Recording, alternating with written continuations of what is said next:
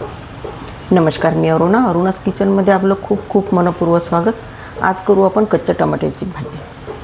आता कच्च्या टमाट्याच्या भाजीला काय काय साहित्य लागते ते आपण बघून घेऊ. पहिले व्हिडिओ शेवटपर्यंत बघा, लाईक आणि सबस्क्राईब करायला विसरू नका. आता हे मी इथे अर्धा किलो कच्चे टमाटे घेतलेले आहे. ते धुवून पुसून छान कापून घेतलेले आहे. आपल्याकडे 6 माणसं आहे तर 6 माणसांना ही भाजी एवढी सफिशियंट होते.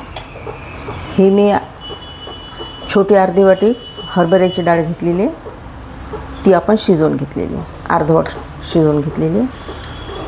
हा फोडणीसाठी कांदा आहे.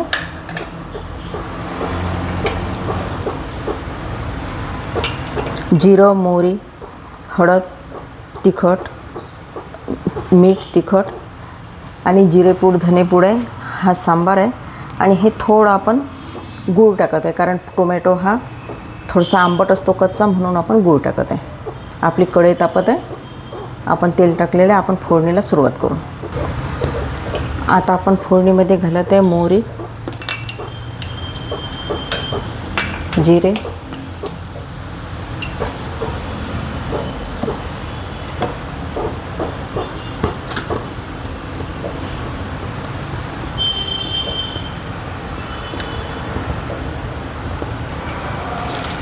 मोहरी छान तळतळायला लागली की आपण कांदा घालून घेऊ.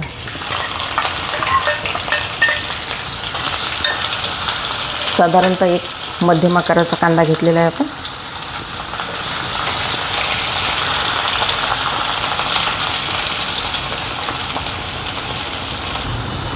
आता आपला कांदा छान ब्राऊन कलरचा झालेला आहे. आपण लसूण, जिरं, अद्रक, हिरवी मिरची, सांबार याची पेस्ट घातलेली आहे.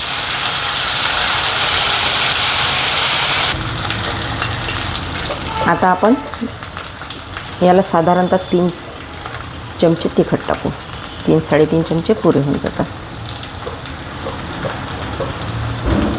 अर्धा छोटा चमचा हळद टाकलेली. ही आपली धनेपूड, जिरेपूड ही टाकून घेऊ.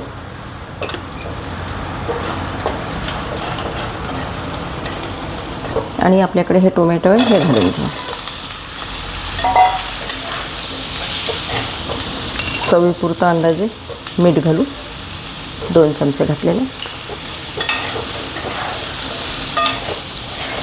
आणि ह्यामध्येच आपण लगोलग आपली ही डाळ घालून घेऊ, कारण कसं ह्या डाळीमध्ये थोडं पाणी आहे, त्यामुळे टोमॅटो शिजायला पण आपली मदत होऊन जाईल. आता आपण झाकण ठेवून देऊ आणि 10 मिनिट होऊ देऊ. आता ना ह्या कच्च्या टोमॅटोचं भरीत पण खूप छान होतं. आमच्या शेजारी एक ताई होत्या, त्या अशा म्हणजे गॅसवर टोमॅटो भाजून त्याचं भरीत खूप छान करायचं.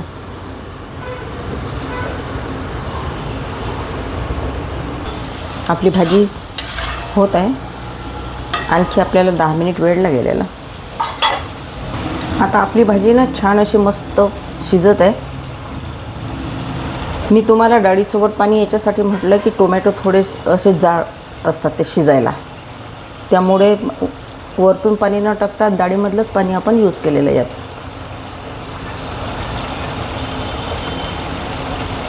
आता आपली भाजी झालेलीच आहे. आपण याच्यामध्ये गूळ घालून घेऊ.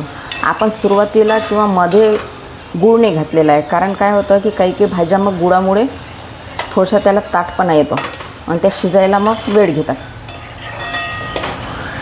आता गूळ घालून आपण पुन्हा फक्त 2 मिनिट होऊ देऊ. आता आपली भाजी पूर्ण झालेली आहे. आपण याच्यामध्ये कोथिंबीर घालून घेऊ.